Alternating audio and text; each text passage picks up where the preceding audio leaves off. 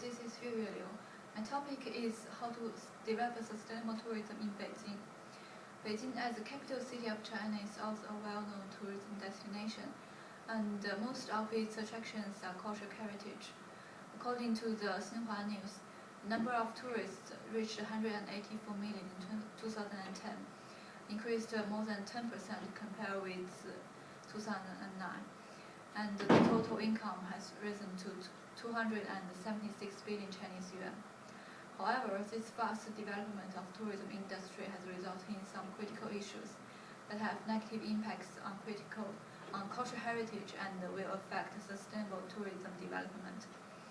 So, preventing these negative impacts is an emergency task for Beijing government if it wants to maintain the profit brought by tourism industry. To develop a sustainable tourism, government policy is the most effective and efficient way to maintain the economic growth and meanwhile minimize the negative impacts. Local and central government can create a stable and secure environment for both local community and the tourists.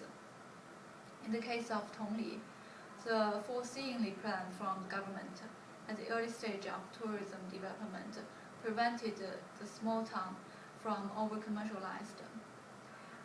Some researchers also note that the development of tourism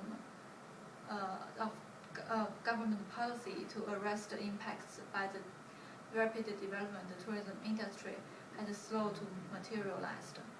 So, I will focus on government policy when talking about the solution to develop a sustainable tourism.